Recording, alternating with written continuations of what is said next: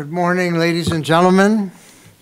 Welcome to the second session of USINDO's 2024 presidential election series in Washington. Our guest speaker today, nicely in the middle, is Tom Lembong, representing Pak Anies-Baswedan's coalition, running for president and vice president of Indonesia. USINDO welcomes all of you today to our special open forum luncheon. These three events in 2024, which is our third such series, we had one in 2014 and 2019, are structured to inform us authoritatively about Indonesia's fast-approaching February 14th presidential election and the key issues in play by hearing directly and live from senior representatives of the contending coalitions designated by their coalitions to attend USINDO's series.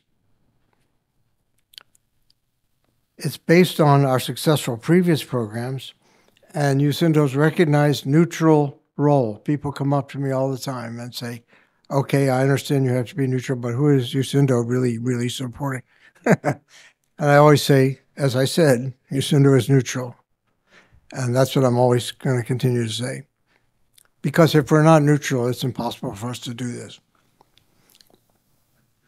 But we are interested in providing each of the three competing coalitions an equal and balanced format to give our audience a window into each of their visions for Indonesia's future.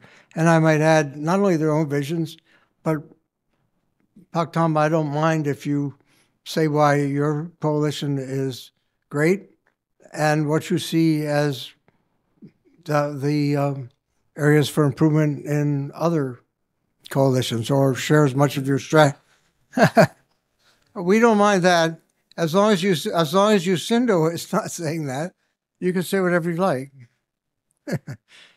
So we're honored that all three coalitions who are fielding candidates for president and vice president have appointed a senior spokesperson to present their views at our series.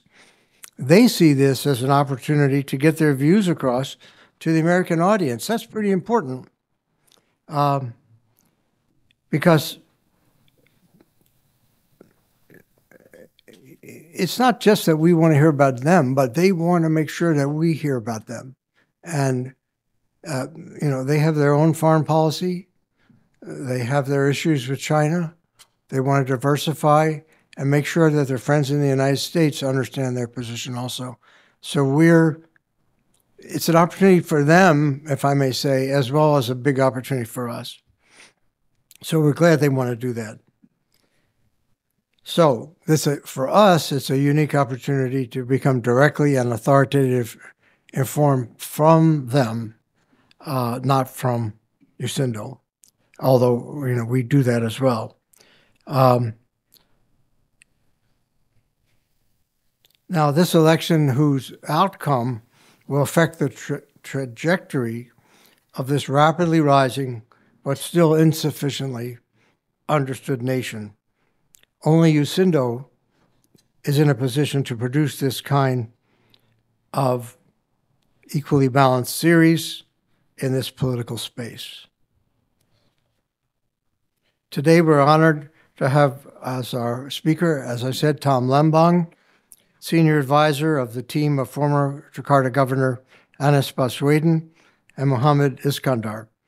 Bob Blake will say more about him, but Tom is U.S. educated at Harvard and has held very key economic positions in the government of Indonesia. Well, thank you very much, David. And let me add my own warm words of welcome to everybody today. It's great to see a big crowd. And of course, a particularly warm welcome to our old friend, Tom Lembong. Tom, you see a large crowd here, I think, because Indonesia really matters to the United States. And it matters in two ways. I mean, we've talked in the past about how this is the year of elections around the world. Half of the world is going to be going to elections in places like India and Indonesia and the United States and elsewhere. And, there's growing concern about democracy around the world and the conduct of elections. And so how Indonesia conducts itself really matters, and I think we all have great confidence that your country is going to acquit itself very, very well as it has in the past. So that's the first thing. And I think the other thing, of course, is that Indonesia, of course, matters to the United States strategically and economically and politically. All of you know that our two presidents signed a new strategic comprehensive partnership this fall, which is the highest level of partnership that we have in the United States. And I think that really reflects not only the growing interest that we have in Indonesia, but also the great optimism we have about Indonesia's future and how it's going to become an even more important partner for us over the next 30 or 40 years. And so, it's in that context that we really welcome you here to Tom. And for all of you who don't know Tom, as David said, he was first educated at Harvard. We won't hold that against him. From there he went off to go into the private equity business for a while. He was at Morgan Stanley and then at Deutsche Bank. And then he did a whole series of jobs in government, which is where I first got to know Tom. He was one of the most outspoken ministers on behalf of economic reform and encouraging the role of the private sector. And so, and he was a little bit of a lone voice when he first started. So it was always a pleasure to talk to him. And sometimes he would get criticized from his own fellow ministers, about being a little bit too outspoken in calling for the reforms that really were needed. And so he's been a great champion for the American private sector and for business overall. First as Minister of Investment, head of what they call BKPM, but then also as Minister of Trade. So again, just a tremendous amount of experience that he brings to this very, very important job as special advisor to Anies. You all know Anies very well as well. He's another person who's been educated in the United States, got both his BA here and his PhD, and he's also a longtime friend of the United States. So without further ado, let me introduce my good friend, Tom Lembong. Thank you so much for that very kind introduction, Ambassador Blake. Well, Ambassador Blake, Ambassador Merrill, ambassadors, deputy ambassadors. I'm sorry if I don't mention each and every one of you one by one. As you mentioned, it's quite a crowd, but thank you so much to all of you, to Yusindo, to the sponsors, Chapman, Chevron, and others for making this event possible. Indeed, as you said, Ambassador Merrill, this is a wonderful opportunity in both directions. We're very keen to convey our vision, our mission for the country, our values, our strategy, our approaches, right? We're keen to hear from you, right? In the Q&A, what are your concerns? How do you see things? So it's just really such a delight and such an honor for me to be here representing the Anies-Muhaimin campaign. So, sorry, I need to put on the stopwatch because I'm a very terrible timekeeper, and I need to discipline myself from being too verbose. But I thought I would start first with a bit of a journey down memory lane, right? What is the journey that Indonesia has been on for the last at least 5, 6, 7 years, right? Obviously, we're all aware that there's been a massive build-out of infrastructure under President Jokowi, right? There's also been a very meaningful amount of opening up of the economy to international investment. But sadly, all that has happened amidst a steady decline in our democratic values and our democratic practices, and a steady degradation of our institutions. It's also, in our view, come at the cost of our geopolitical balance, with Indonesian diplomacy a bit lost at sea, our diplomats primarily assigned to be mere salesmen for investment, and now to drum up interest in our new capital city project. Meanwhile, in our analysis, I can assure you that our economy is not as wonderful as our broad aggregate statistics would suggest. And I'll share some data to support my case shortly. I guess we should have known when in 2019, in the last month of his first term, President Jokowi signed into legislation the now infamous law that ended the status of our Corruption Eradication Commission, or KPK, as an independent institution.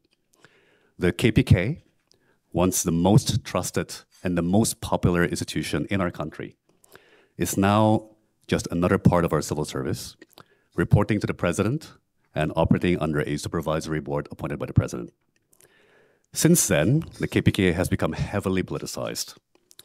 The culmination of its demise came a few weeks ago when the chairman of the KPK himself was named a criminal suspect by our national police for engaging in a corrupt act of extorting money by abusing his power, and he was forced to resign. Each year after that infamous 2019 KPK law revision then brought another downgrade to the quality of our democracy and the professionalism of our institutions. In 2020, the Omnibus Jobs Creation Law was passed with minimal public consultation.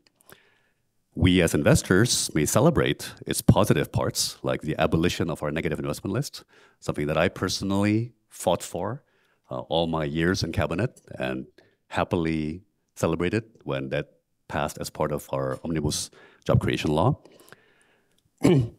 But this Omnibus Law came at a tremendous cost in terms of the credibility and the functioning of our institutions. For example, peppered dozens of times across this 1,000-plus page law is a phrase, "with the approval of the central government." The Omnibus Law therefore represents the greatest re-centralization of powers back to the central government, reversing one of the biggest achievements of the post-Suharto dictatorship reform movement, which was the decentralization of powers to the regions, or what we call regional autonomy. Devolution of powers, in our view, is now largely in phrase only. Most local governments either struggle to get anything done while waiting for long periods of time for central government approval, or they just give up and tell investors and businesses to just go to Jakarta to go get their permits and approvals there. A year later, in 2021, came the new capital city law, again with virtually zero public consultation, seeking to build a new capital from scratch at a cost of $32 billion, when the same amount of money could be used to improve the poor basic infrastructure of dozens of cities around the country, strikes us in the Anies-Muhaimin campaign as an absurdity. We also believe it is politically suicidal to talk about spending tens of billions of dollars on lavish accommodations for our state officials during a time when the price of rice and other basic needs has risen 20 to 30% within the last 12 months. Then another year went by, and in early 2022 came a well-orchestrated effort to weaken or even abolish presidential term limits, another prized achievement of the post-dictatorship reform period. A few months later, still in 2022, came the ratification of our new criminal code, which criminalizes a vast range of public behaviors, ranging from insulting symbols of state, to spreading misinformation, to culture war type issues, which by public consensus should be treated as private. Why legislate such an absurd criminal code? Because it gives our law enforcement agencies a vast new arsenal of potential infractions from which to extort money from our public, from executives and business owners, or from politicians who dare to step out of line. Lastly, in 2023, came the now infamous circus at our Constitutional Court, where the Chief Justice, who a year earlier had married our president's sister, engineered a court decision abolishing the minimum age limit for running for president or vice president, thereby opening the way for his nephew, the president's 36-year-old son, to run for vice president on Minister Prabowo's ticket.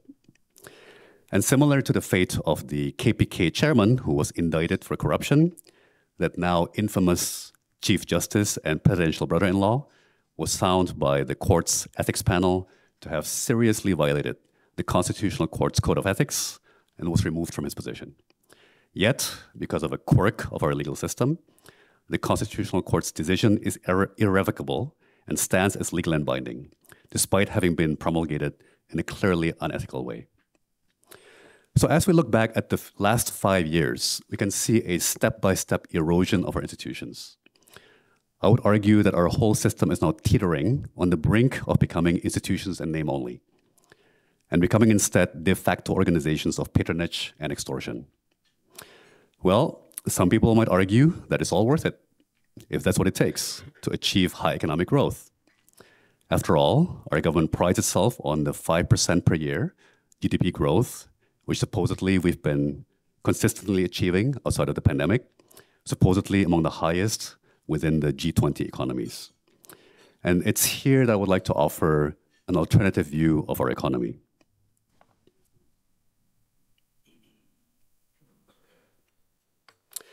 Here's a graphic of our nationwide annual motorcycle sales.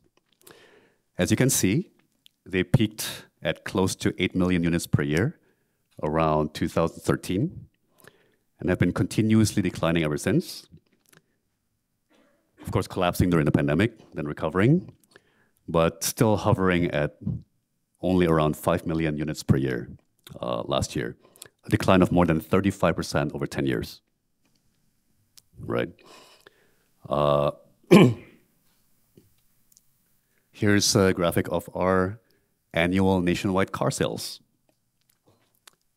Not as severe of a decline as our motorcycle sales, but more of a modest decline, peaking at around 1.23 million units per year in 2013, and then largely sort of experiencing a gentle decline, likewise collapsing during the pandemic, recovering. But today, there's still about, 12, 15% below the level we achieved 10 years ago, right? Here's a graphic of our consumer electronic sales or appliances, things like refrigerators, washing machines, televisions, right? It's about $11 billion per year in 2016. And it's been on a gentle downward sloping decline, reaching around $10 billion per year in 2021. Now, here's another one. Oops, sorry. This is our nationwide electricity consumption. And if we do the math, it shows a compound annual growth rate of 4%, right? A bit of a contrast to our supposed GDP growth of 5% per year. Right? Now, why are these kinds of proxy statistics important? In Indonesia, as I presume would be the case in many developing countries, it's when a family becomes eligible for a motorcycle loan that they technically enter the middle class, right? Like a family that gets one motorcycle and potentially two is seen as having finally made it, as having arrived in the middle class. A family that then becomes eligible for a car loan in our society is seen as having reached the upper middle class, right? And if you have a home and over time might upgrade to a bigger home, right? You will be accumulating appliances, right? You might start with only a refrigerator and a television and maybe a ceiling fan. But as your income grows, as your family grows, as your career flourishes, you might buy a second television, maybe a bigger one. You might buy an air conditioner, right? You might buy a microwave. And so, again, these are all classic signs of the growth of the middle class. And what I would suggest to you is that what these statistics show is that for 10 years, our middle class has not been growing. And quite possibly, our middle class has, in fact, been shrinking, right?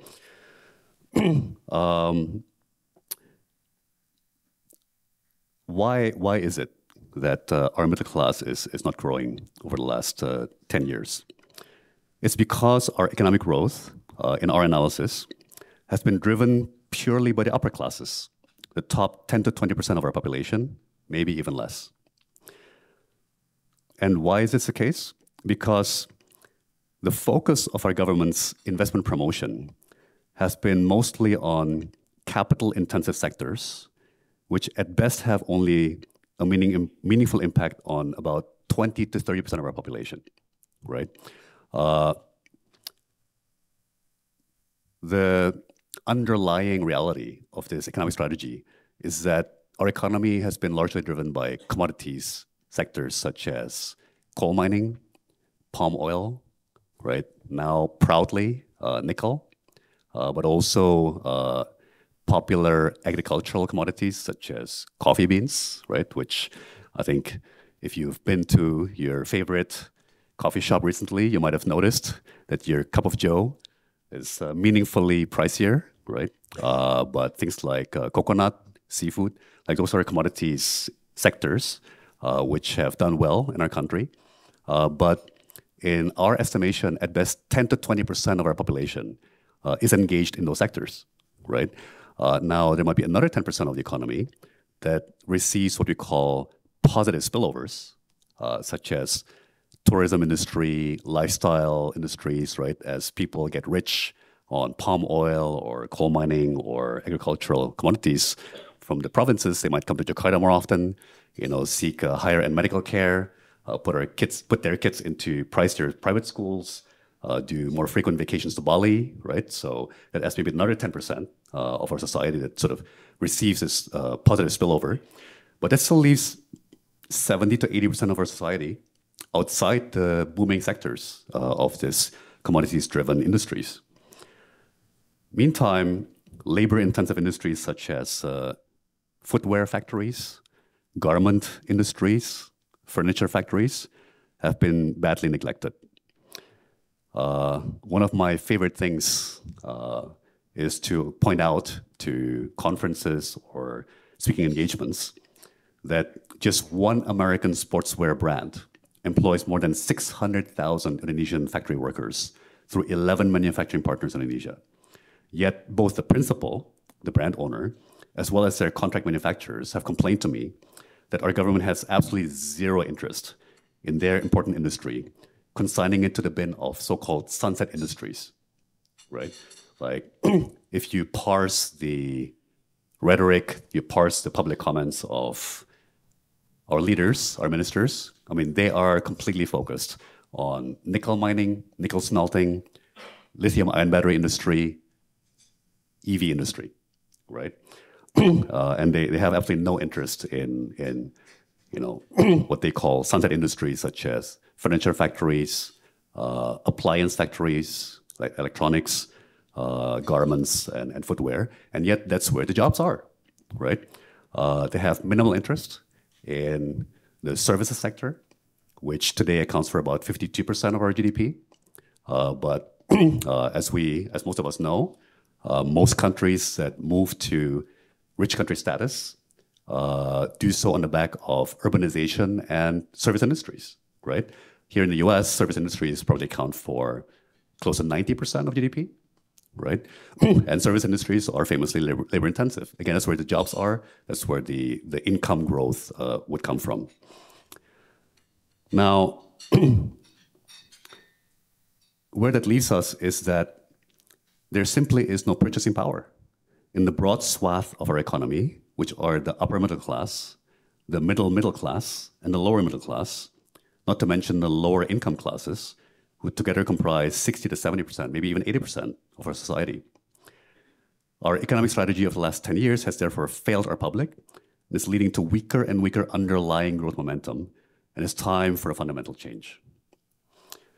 Anies-Muhaimin and Muhaimin Iskandar are running for president and vice president of Indonesia to continue all the good reformist policies which are currently in place, while reversing the democratic backsliding, restoring professionalism and dignity to our institutions, rebalancing our diplomacy and geopolitics back to our values and principles, and rebalancing our economy away from our heavy commodity dependence and the unsustainable disparities currently undermining our economy.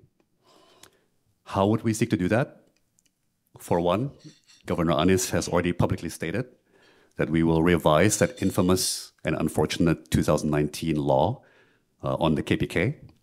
Personally, I could even imagine abolishing that 2019 law altogether, thereby going back to the 2002 law and thereby also restoring the KPK to its previous status as an independent institution, accountable only to the public.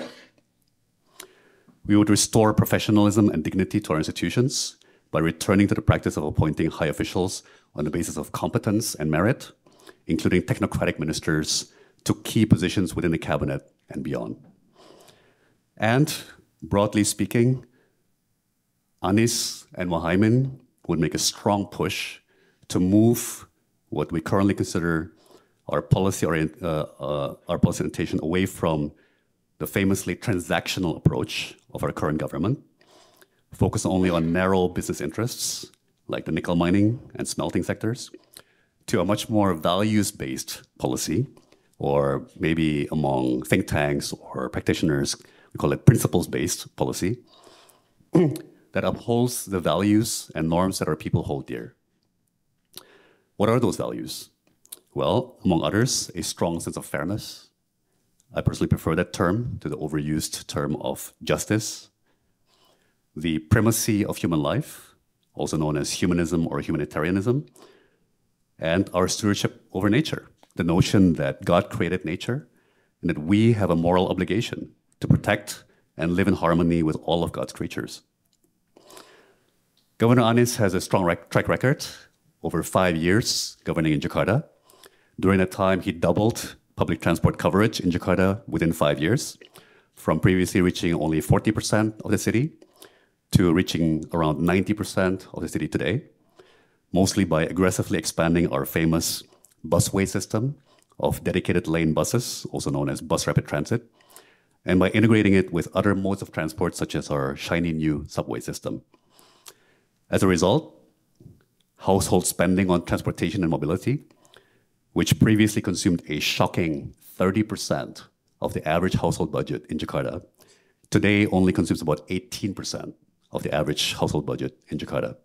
Like a meaningful boost to the middle-class families' purchasing power in Jakarta, right?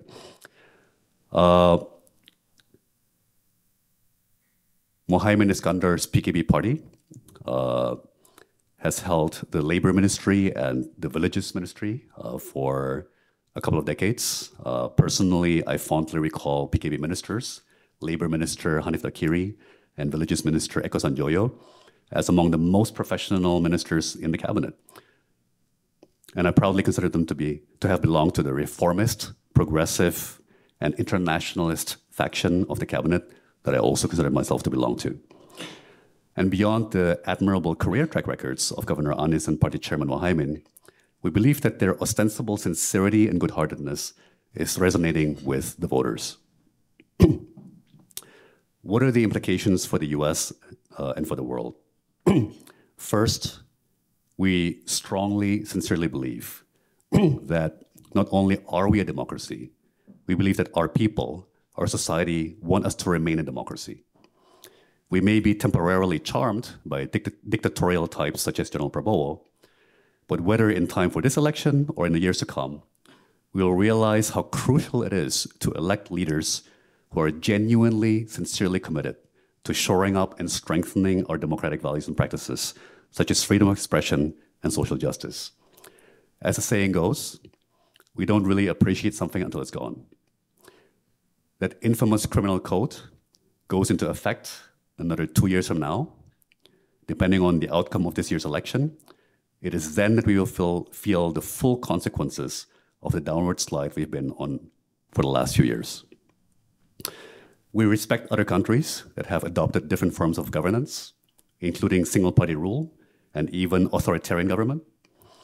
But we believe that we must all be committed, first, to the will of each of our peoples, and second, to causes of common interest that threaten all of us equally, such as the climate crisis, antibiotic resistance and antimicrobial resistance, which today kills more people around the world every year than either malaria or HIV, microplastics, chemical pollution, and the rising burden of chronic diseases or so-called lifestyle diseases such as diabetes, high blood pressure, heart disease, and cancer. Our values-based policy will mean that we'll agree with you 70% of the time, but disagree with you about 30% of the time. Likewise, we expect we will agree with China about 70% of the time, and we'll probably disagree with China 30% of the time. But at least each of you will know why we agree and why we disagree. And I hope you will each be able to respect our stance, because our stance will be naturally and logically rooted in our clearly stated values and principles. Please wish us and our beloved country all the best during this crucial election year. And I thank you once again for this wonderful opportunity to represent the Anies-Muhaimin campaign in this iconic Yusindo election series. Thank you very much.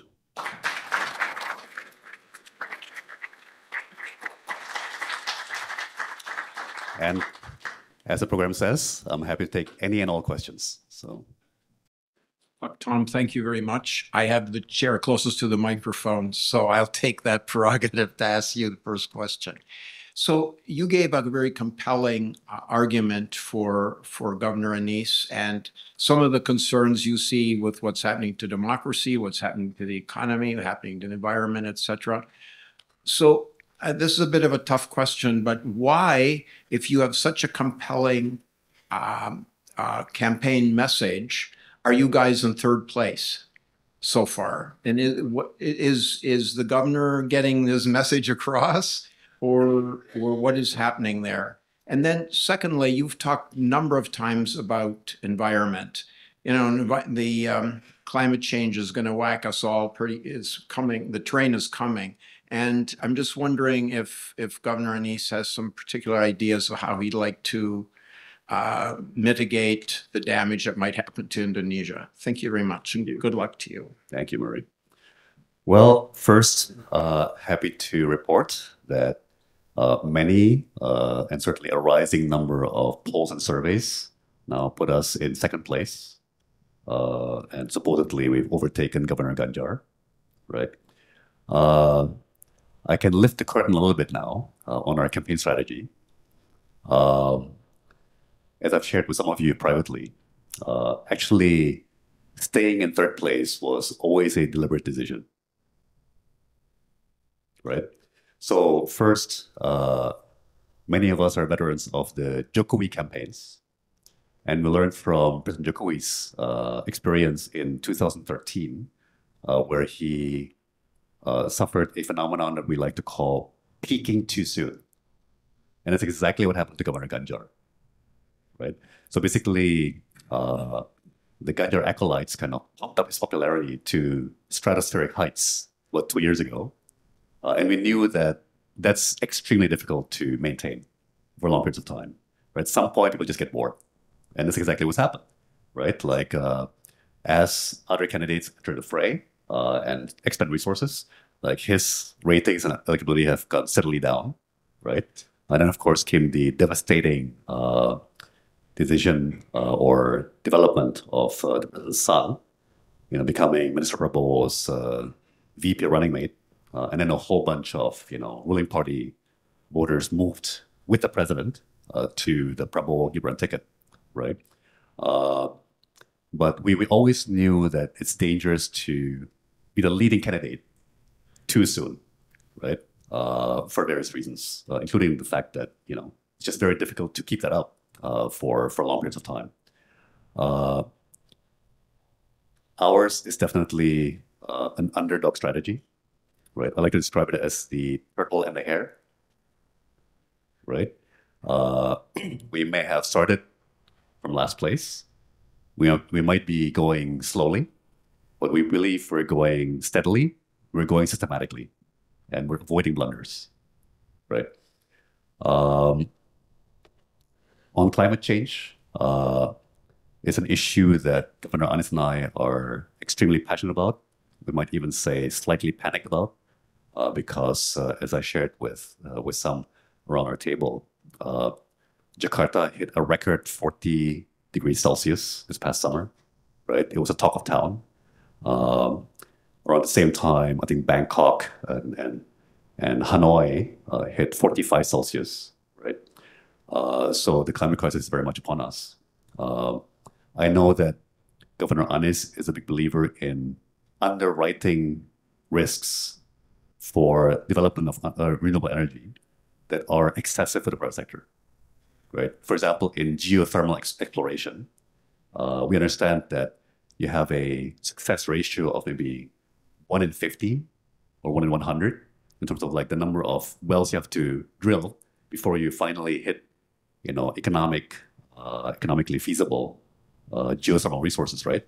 That's arguably too much risk to bear for private sector developers, right? So we're keen to develop transparent mechanisms, right, to essentially underwrite some of the exploration risk and development risk for renewable energies such as that.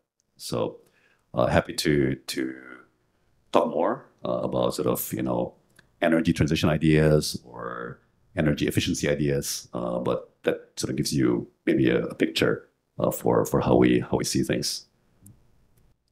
Hi, I'm Galen Carey with the National Association of Evangelicals. Thank you so much for your presentation. In some parts of Indonesia, I know that religious minorities enjoy a great deal of freedom and opportunity, and others not so much. And I wonder, what is your coalition's position and plans with regard to protection and freedom of religious minorities in Indonesia? Thank you. Again, an extremely important question. Our diversity, including ethnic diversity, religious diversity, is an important feature of our society, and we believe a major strength of our society, right? Happy to report that under Governor Anies, he built more churches in Jakarta in 5 years than the previous 4 governors combined, right? It's during Governor Anies' time that in our main boulevards, Sudirman, Tamrin, Rosana Said, you had Christmas trees and Christmas carols. He was the first governor to build crematoria for the Hindu community, right? And for the first time in a long time, as any of us Jakartans can remember, 5 years went by without any single raid on bars, restaurants, places of nighttime entertainment by right-wing or radical vigilantes, right? I'm ethnic Chinese and Catholic myself. I've known Governor Anies, been close friends with him for 18 plus years, right? And today I like to often argue to my fellow minorities that actually the only figure who can protect minorities like us is somebody like Anies, right? Who has strong credibility with the Muslim majority. Like, his faith is not questioned. He doesn't have to prove himself, right? In fact, he has that credibility, and he has those channels across the spectrum of Muslim voters that enables him to reach out and to gently discuss and where necessary even argue, right? Again, we can come back to this. There's actually some extremely touching stories of how he persuaded very conservative Muslim neighborhoods to finally give way and allow for building permits for churches to be built. We haven't been publicizing it because we don't want to seem like we're exploiting those people that we persuaded, right?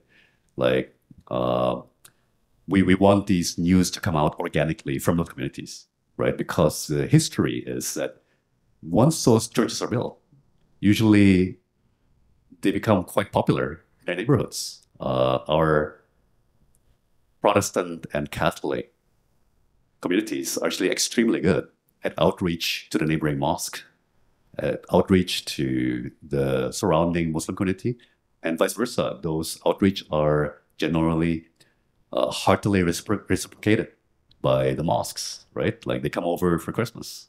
But we want that to happen organically. We want them to enthuse about how vibrant the communities become, right? We don't want, to claim credit and be sort of politically cynical and turn those achievements into political commodities. Like our faith is too important to make that a plaything of politicians. Thank you, Ambassador. Tom, thank you very much for your usual, very straightforward, informed, and very well organized presentation today. I would have expected no less from you, but you've risen beyond that. I think the question that most Americans are going to ask the day after the election or the day after the elections is, were the elections free and fair? And so I'm going to put you on the spot because I know the campaign is not finished yet and has a good ways to go. But how would you characterize the campaigns and the elections so far? Could you describe it as free and fair and representative of the will of Indonesia's voters? Thank you. Thank you, Ambassador. Well, it's hardly a secret that the campaign of Minister Prabowo and Gibran Rakabuming are utilizing as much as they can all the state institutions to benefit their campaign. I mean, that's sort of not even a scandalous thing to say in Jakarta or Indonesia anymore. It's sort of, taken as a given. Again, to me, it's a sad reflection of how far we've sort of slid. That sort of behavior has become almost normalized, right? So we are fighting on an uneven playing field, right? We're not playing on a level playing field. But what's interesting is that Governor Anies is the only candidate who has experience with a two-round election or a runoff race, right? This is what happened to him in the Jakarta governor election in 2017, right? Where he came in second in the first round. So the incumbent, Governor Ahok, got 43% of the vote. Governor Anies got 40%. And President Yudhoyono's son, Agus, got 17%. In the second round, Agus endorsed Anies, and all 17% went to Anies, enabling him, therefore, to defeat the incumbent 57 to 43, right? So we think the way the mathematics plays out is that it's highly likely that the race will go to a runoff. Like, all three candidates have very strong supporters, like very committed supporters. All the campaigns have considerable strength. So it's mathematically quite unlikely that any candidate, including ourselves, will be able to garner 50.1% in a single round. But where it becomes very interesting is who's going to be the loser of the first round and who will that loser endorse in the second round, right? Now, happy to go into the personalities and the personal conflicts between the key players, but I think, many of you are already familiar with those, so may not need to be covered, on stage. But for sure, either the Ganjar campaign nor the Anies campaign is likely to endorse the Prabowo ticket in the second round, right? Now, I think one thing we worry about now is kind of non-linear shocks, either internal or external, right? Certainly, we never underestimate our rivals. They'll stop at nothing. And for example, some kind of an unexpected shock 2 weeks before voting day, right? That's a game changer in some way. That, for example, then lays the groundwork for the Prabowo Gibran campaign to claim 50.1% in the first round, right? Again, happy to go into more detail or take that discussion offline. But look, ultimately, all we can do is to campaign our strength, right? Actually, one positive news, Ambassador and colleagues, we're starting to be encouraged, even a bit moved by the possibility that we're actually in the process of redefining what it means to be campaigning, right? So especially those of you who've been through multiple elections in Indonesia know that in the past, campaigns have been mostly like concerts, like rallies, like a lot of music, a lot of dancing, a lot of free food, kind of like rah rah, merdeka merdeka kind of speeches, right? But not a lot of substance. Governor Anies' campaign and vice presidential candidate Muhaimin and campaign chairs and vice chairs like myself followed suit. But we're arguably the first campaign in our country's history to campaign on the basis of town halls. So we're actually going city by city, right? Neighborhood by neighborhood. We're having town halls of 100, 300, 500, 1,000, 3,000 people. And the town halls are called Press Anies, like Desa Anies.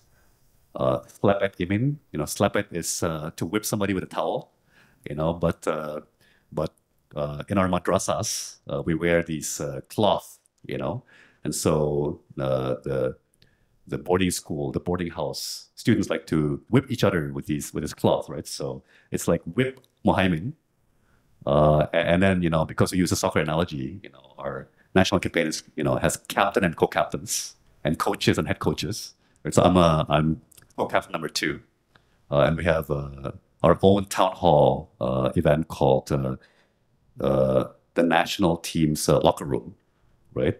Where again, it's like ask Tom, ask me anything, right? And sometimes it's like rapid fire questions. The most, one of the more recent town halls that went viral over the media, Anies was asked what were his views on LGBTQ. And he answered. And he was asked his views on marijuana. And he answered. This is putting significant pressure on the other 2 campaigns to up their game, right? Like, it's becoming an embarrassment that the other 2 campaigns are mostly still dancing, right? And offering concerts and free food and not talking about issues, right? And we're out there talking about policies, like concrete ideas, concrete programs that would support the middle class, right? Concrete programs like government subsidized daycare,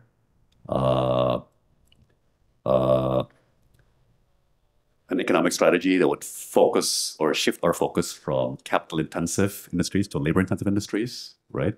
An economic strategy about fostering services sectors such as finance and banking, hospitality, lifestyle, healthcare, and education. So we're the only campaign that's out there.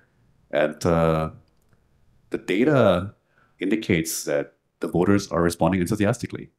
Actually, our colleague from BP earlier was surprised when I mentioned that we have a record share of first-time voters in this election. Fully 1/3 of all the voters this year will be first-time voters. 55% of our voters will be millennial and Gen Z, right? And again, I apologize for the rather somber tone of my remarks. Let me make up for it with a lighter tone or a more hopeful tone in my Q&A.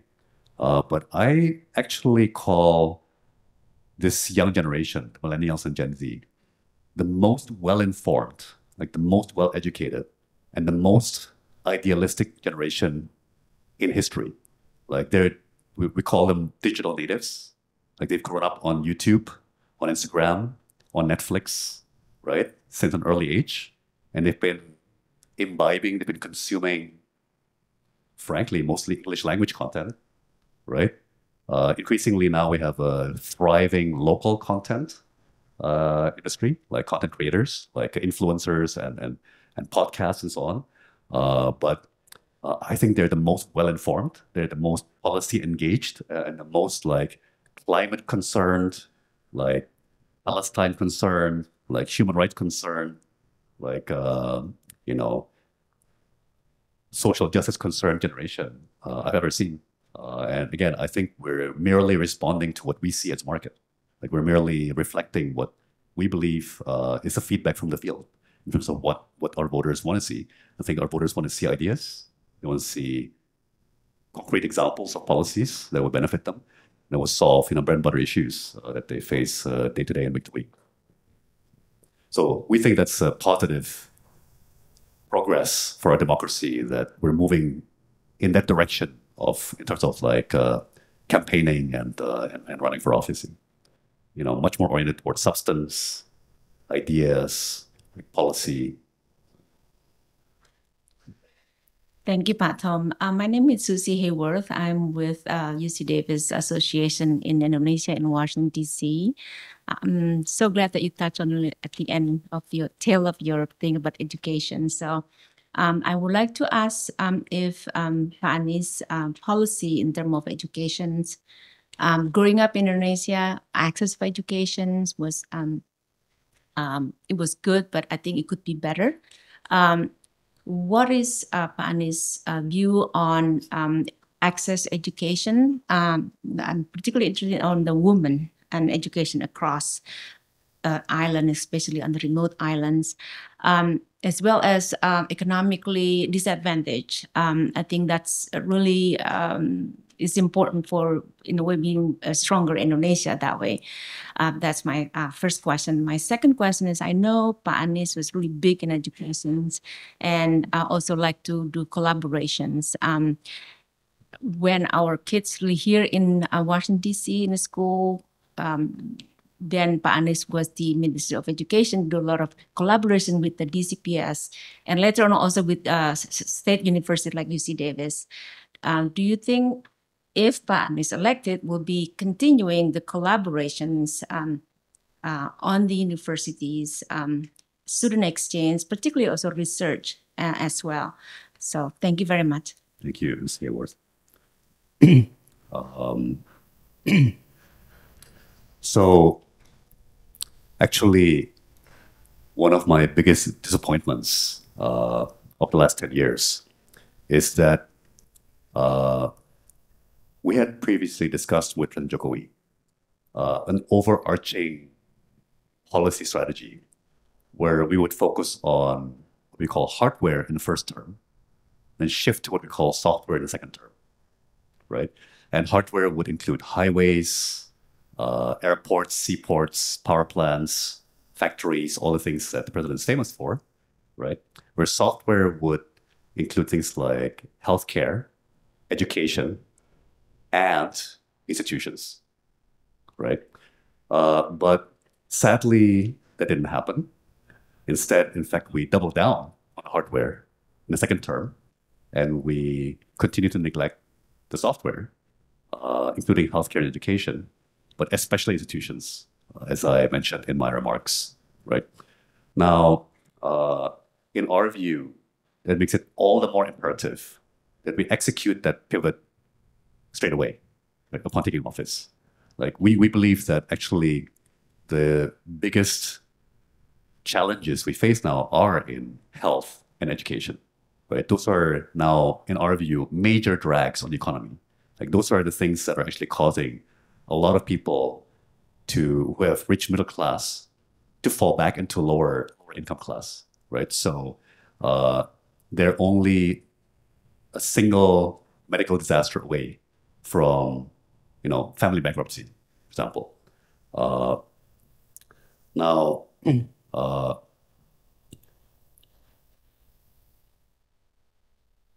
the other thing that actually comes to mind, Ms. Hayworth, is we actually want to shift the economic strategy way, way back towards private sector.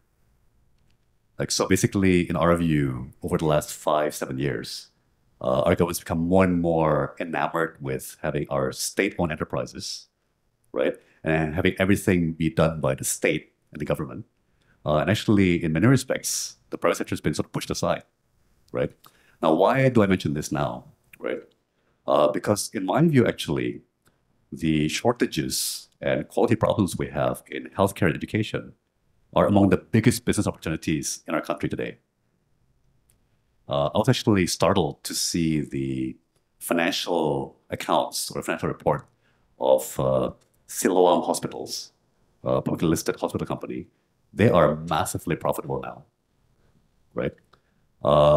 So one thing about healthcare education that we're keen on is to actually provide the policy framework, right? Provide the incentives and stability to enable private sector to fill those needs, right?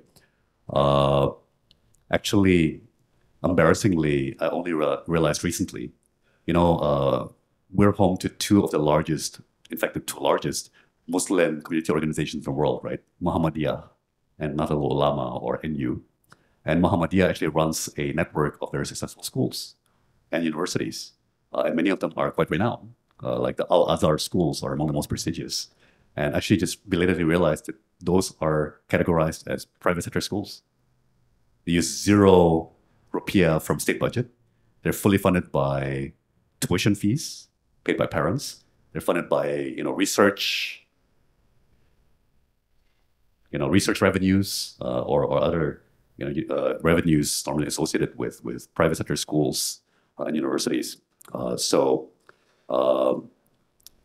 I think Governor Anies previously waived property taxes for educational institutions in a bid to lower the cost of education for the public. I think I myself, when I relaunched and successfully negotiated and completed our free trade agreement with Australia, right, made opening up our university sector actually a top priority, and it was successful. It was basically signed in the FTA, free trade agreement. Our university sector went from 0% foreign ownership to allowed to 100% foreign ownership allowed overnight, and that opening up was actually encoded in the Omnibus Law, right? And since then, Monash University from Melbourne has opened a campus in the suburbs of Jakarta. Other universities from Australia, like Deakin and Curtin, have opened our opening soon. So number one is private sector. Number two is international engagement, right? I think disparities in access to education are a major driver of regional disparities, right? And are a major drag on social mobility. We're fortunate to have a number of women in our campaign team. And I can assure you both Governor Anies's wife and Mr. Muhaimin's wife are very engaged on women's and children's issues. And in fact, we see the reality that, especially for our middle class, lower middle class, and working class families, the women are really the backbone of the family, right?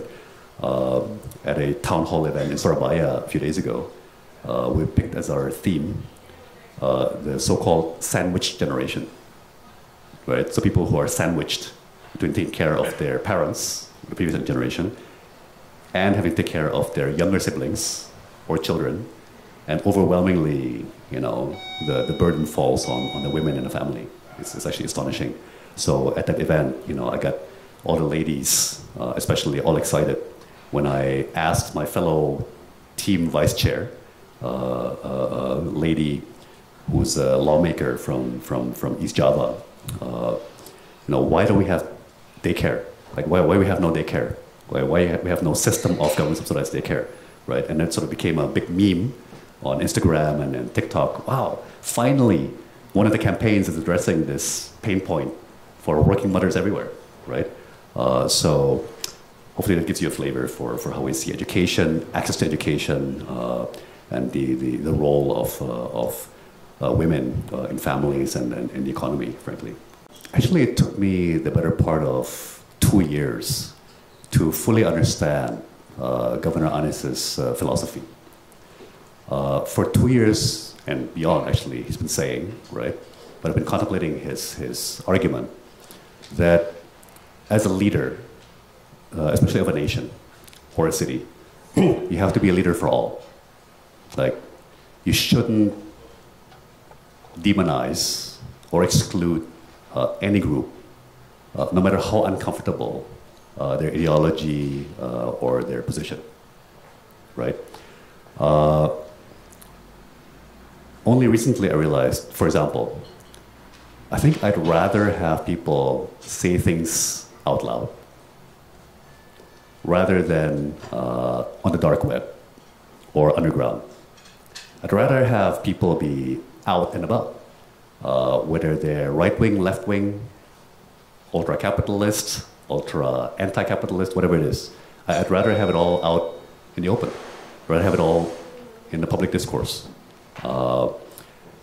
When you demonize and basically refuse to engage in dialogue with certain groups, you'll end up driving them underground, where they will fester and metastasize the way, radical terrorism did for many decades, right? By bringing even extreme views out into the public, right? I believe those extreme views will attract solutions, right? So Governor Anies is a huge believer in the power of and importance of dialogue with all parties.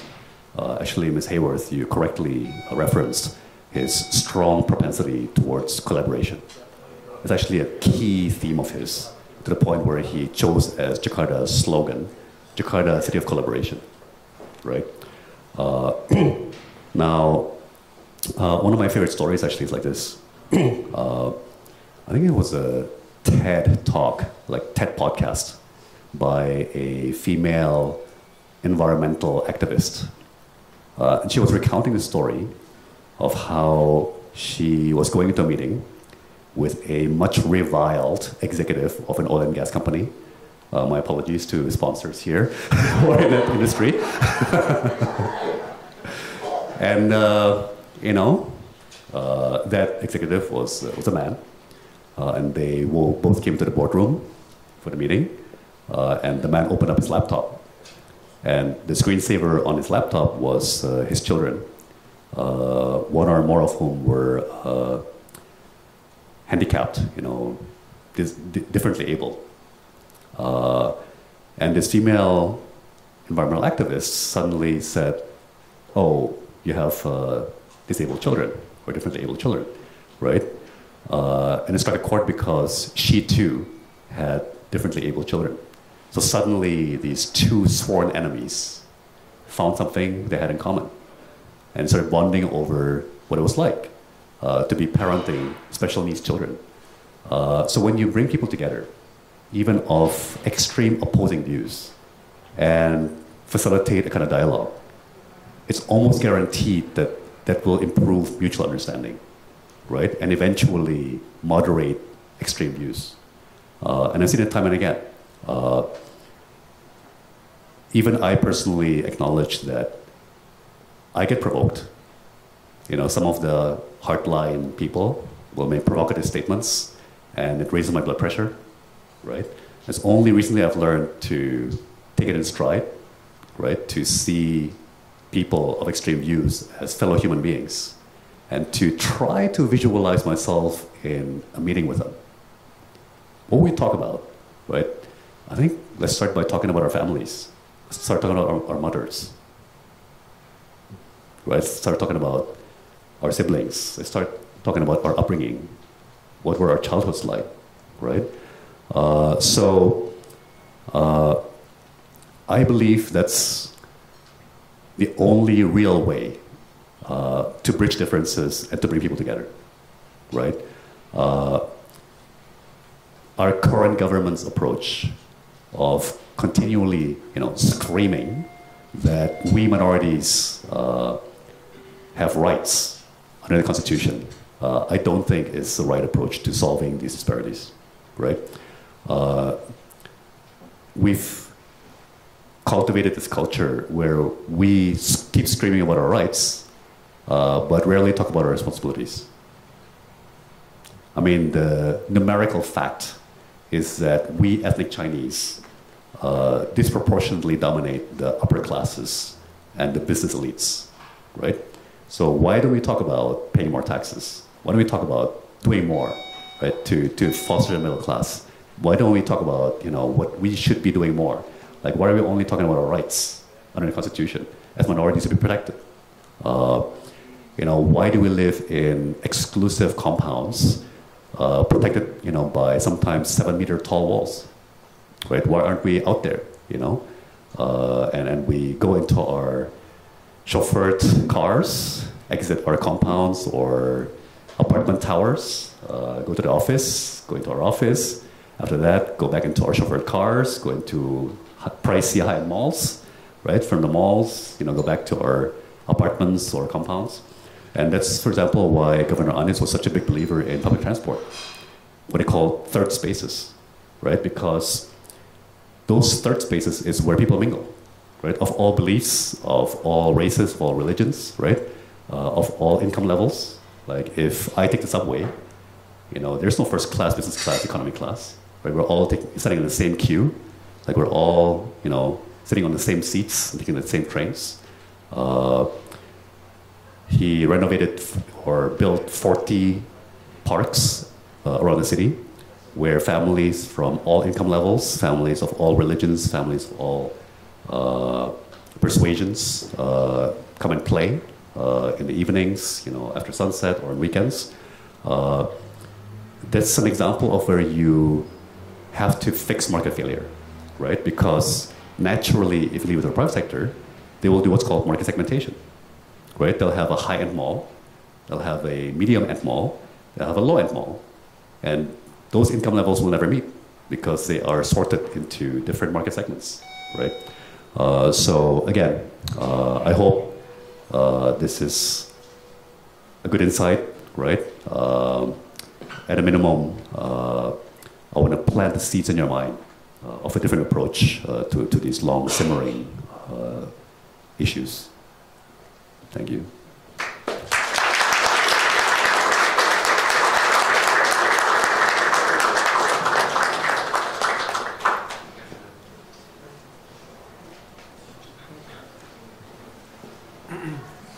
Tom, thanks so much for your frank, candid, thoughtful, and insightful remarks. You've given us new insights on your campaign and your program of your candidates. Tomorrow's program, the third program, is with the Pro Bono Coalition. That program will be held at the Lucindo offices as a breakfast at 8:20 to 8:30 a.m. start, finishing at about 10:20 a.m. Ladies and gentlemen, this concludes today's program. Let's again give our speaker, our Lucindo, thank you.